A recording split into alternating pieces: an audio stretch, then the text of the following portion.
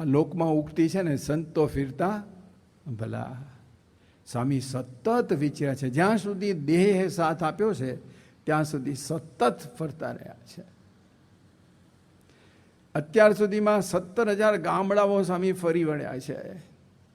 ઇતિહાસમાં આનો કોઈ જોટો નહીં જડે. એટલું જ નહીં, પણ એક જ વર્ષમાં 1976માં 728 ગામડા ફર્યા છે. મીન્સ રોજના 2 ગામડા એવરેજ આવીને ઊભા રહ્યા. અને વિચરણ તો કર્યું છે. વિચરણની થોડું વર્ણન કરીશ કેવું થયું છે. પણ એ દરમિયાન એમણે કોઈ સગવડ અગવડ જોઈ જ નથી. કાંકરાવાળી ભૂમિમાં પણ ડાંગરામાં સૂતા છે સ્વામી. ટ્રાવેલિંગમાં ચાલતા પણ ગયા છે. બળદગાડીમાં પણ બેઠા છે, ટ્રોલીમાં પણ બેઠા છે, કારમાં પણ બેઠા છે, ટ્રેનમાં પણ બેઠા છે, શિપમાં પણ બેઠા છે, અને પ્લેનમાં પણ બેઠા છે, પ્રાઇવેટ જેટમાં પણ બેઠા છે, પણ પાડા ગાડીમાંય બેઠા છે.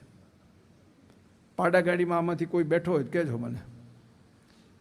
કોઠારી બેઠા છે એ ત્યાં મકરાના ગયા હતા. હા બસ ત્યાં આગળ પાડા ગાડી હોય. પથ્થર ઊંચકવા માટે પાડાને એટલું બધું ઘી પાય ને સ્ટ્રોંગ કરે જબરજસ્ત. અને એ ખેંચે. બાકી ઓલા પાટ હોય ને 4-4, 5-5 ટનની, કોઈની તાકાત નહીં. ઘોડાગાડીમાં બેઠા છે, રિક્ષામાં બેઠા છે, સાયકલમાં બેસાતું નથી એટલે બેઠા નથી અમારા નિયમ પ્રમાણે. બાકી બધે જ આ રીતે સ્વામીએ કર્યું. અરે ટ્રકના ઓલા ગાદલા અહીંયાથી જ્યારે અહીંયા પ્રતિષ્ઠા થઈ ને પછી ગાદલા ગોંડલથી આવ્યા હતા. પાછા મૂકવા પંડે ગયા હતા, કારણ કે યોગી બાપાના વન વે ટ્રાફિકમાંથી નિયમનો ભંગ થયો હતો કે તું ગોંડલથી બહાર નીકળ્યા.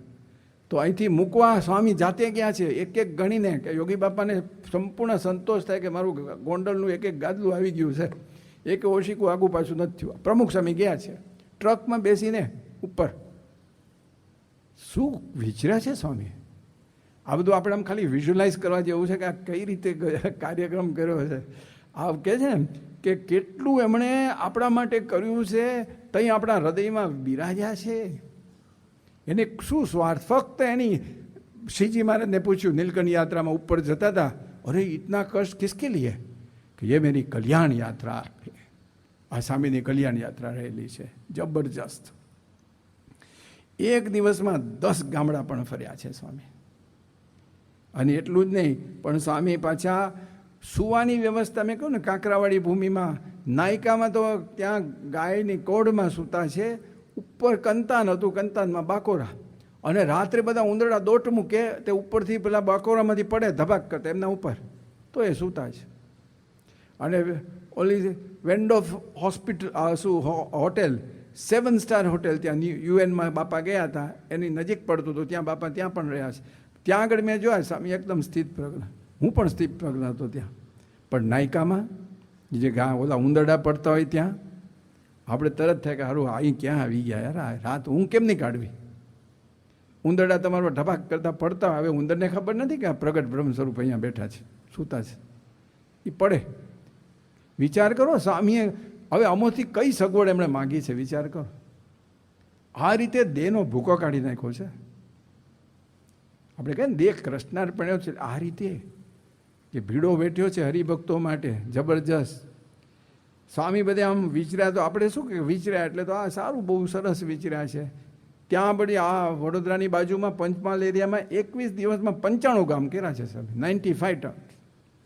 અને ત્યાં સુધી સ્વામી એક શબ્દ બોલ્યા નથી, બધી સગવડ અગવડ સહન કરી. અને પછી છેલ્લે દિવસે સ્વામીએ આયોજક સંતને કહ્યું, પોતા માટે નહીં, એ કે આવું આયોજન સદગુરુ સંત માટે પણ નહીં કરવાનું, એમનો ખ્યાલ રાખવાનો. છેલ્લે કીધું છે સ્વામી. પોતાને થાક લાગ્યો છે એની કંઈ ચિંતા પોતે પાર પાડી દીધું, પણ કે આવું આયોજન કોઈ સદગુરુ સંતનું પણ ગોઠવવું નહીં. અને એમાં મેસેજ મળી ગયો કે સખત ભીડાવાળું હતું. બાપા એકદમ પ્રસન્નચિત રાજી કર્યા છે. અરે આ બાપા વિચરણ કરે એમાં ક્રમ શું હોય કે ચાલો ગામમાં આવ્યા એટલે ગામમાં નગરયાત્રા કાઢે. ગામો ગામ પહેલાં તો આ એક પ્રણાલી હતી, ગામો ગામ નગરયાત્રા. અને ત્યાંના જે વાહનો હોય, કોઈ ટ્રોલી હોય એમાં બેસે, કોઈ નાની ઓપન ગાડી લઈ આવે, અને નહીં તો પછી બાપા બળદગાડામાં બેસે. અમે 12 પટોળી બાપા સાથે હતા, બાપા બળદગાડામાં બેઠા હતા. અને પછી અમે આમ બાજુમાં ચાલતા હતા, ભગત મને બોલાવ્યો નજીક, મને કહે જોયા નગર યાત્રા? મેં કહું બાપા પહેલી વાર આપણે બળદમાં સ્વામીને બેઠેલા જોયા. સ્વામી કે કેવો આ હરિભક્તોનો પ્રેમ તો જો કેવો છે, બધાને કેફ છે. બેઠા હતા સ્વામી, આમ ગુડુપ થાય. અમુકને તો પીચોટી ખસી જ જાય, કારણ કે એ આખું ગામમાં એવું જ હોય. અને એ લોકોને ઉત્સાહ, 4 રસ્તા આવે ને ત્યાં પાછા નાચે એટલે પાછું ઊભું રહે. કલાક 1.5 કલાક તમારે બેઠા રહેવાનું. પણ સ્વામી માળા ફેરવતા હોય આનંદમાં, જબરજસ્ત. આવી નગર યાત્રા નીકળતી, ગામો ગામ, ધૂળ ઉડે. ડૉક્ટર સ્વામીનો પ્રસંગ નથી જાણતા? નાદરીમાં બાપા 2 વાગે આવ્યા, બધી પધરામણી આગળ કરીને આવ્યા, અને 2 વાગે બધા કે હવે નગર યાત્રા કાઢવી છે. ભર ચાંદનીમાં બપોરે 2 વાગે ડૉક્ટર સ્વામીને સમજાવ્યા કે ભાઈ અત્યારે મોડું થયું છે, 4 વાગે આપણી પારાયણ છે, બાપા 4 વાગે આવવાના જ છે, તો થોડું જમવાનું બાકી છે, થોડો આરામ કરે, માટે તમે આ તમારી નગર યાત્રા માંડી વાળો. હરિભક્તો મોટેરા સંતે કહ્યું એટલે હાથ જોડ્યા કે સારું સ્વામી, તમારી જેવી ઈચ્છા. બાપા જોઈ રહ્યા હતા એ લોકોની આંખમાં કે એ લોકોને પ્રેમ હતો, અને ક્યારના ઊભા હતા. સવારે 10 વાગે એક્સપેક્ટેડ હતા બાપા, અને આવ્યા હતા 2 વાગે. 4 કલાકથી બિચારે તપસ્યા કરી હતી, તડકામાં ઊભા હતા. એટલે બાપાએ કશું બોલ્યા નહીં. ડૉક્ટર સાહેબનો હાથ લઈ અને એક હરિભગતના માથા ઉપર મૂક્યો, અને ઓલાના વાળ ઉપર મૂક્યો ને ગરમ થઈ ગયો હતો વાળ. તો ડૉક્ટર સાહેબ એકદમ આમ ઉંચકી લીધો. ત્યારે પછી સ્વામી ધીરે રહીને બોલ્યા, ડૉક્ટર સ્વામી આ લોકોએ આટલું તપ કર્યું છે તો આપણે થોડું વિશેષ. બેસી ગયા સ્વામી ઘોડા.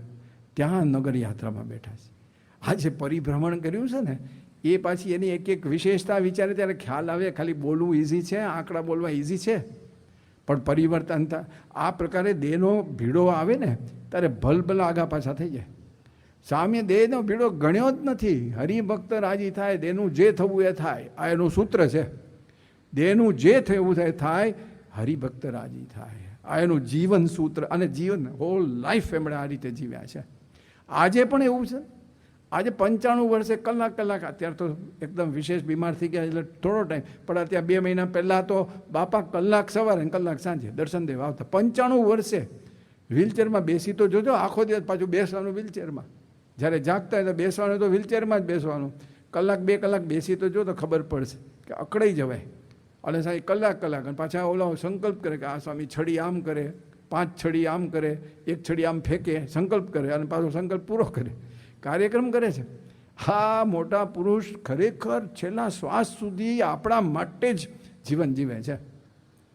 ત્યારે આ બધું કરી શકે, બાકી શક્ય છે જ નહીં. આમ તમે સાંભળો, ઓલો પ્રશ્ન થઈ જાય કે people will wonder if someone like this walked on this earth in flash and blood. હવે આવા પુરુષ કંઈ આમ પૃથ્વી પર આમ થઈ ગયા, એમ પ્રશ્ન થશે ભવિષ્યમાં કે ભાઈ આવું ખરેખર હોય. અમારા અનાજવાલા હતા, આપણે ત્યાં લીગલ એડવાઇઝર હતા, વર્ષો સુધી સેવામાં કર્યા, અહીંયા પણ હતા, અને મૂળ મુંબઈના, અને બહુ મોટા લોયર. એમના પુસ્તકો લખાયેલા, એ LLBમાં ભણાવતા મુંબઈ યુનિવર્સિટીમાં, બ્રિલિયન્ટ માણસ હતા. પણ એ અનાજવાલા કહેતા, હું ભગતજીમાંનું જીવન ચૈત્ર વાંચું ને મને પ્રશ્ન થાય કે ખરેખર આવું ભીડોવાળું કામ એ જીવ્યા છે. પણ જ્યારે હું પ્રમુખ સ્વામીને જોઉં છું ને ત્યારે મને સમાધાન થઈ જાય કે વાત સાચી છે. જે ભગતજી મહારાજનું જોયું અત્યારે મૂર્તિમાન પ્રમુખ સ્વામી કરી રહ્યા છે. ફિટ એમને થઈ ગયું કે મને દેખાય છે કે આ ભગતજીનો જે ભીડો હશે, હું વાંચું ત્યારે આમ રૂવાડા ઊભા થઈ જાય. પણ એવું આજે સ્વામીમાં જોઉં છું કે સ્વામી સતત વિચરે છે. તો સ્વામી વિચરણ કર્યું છે,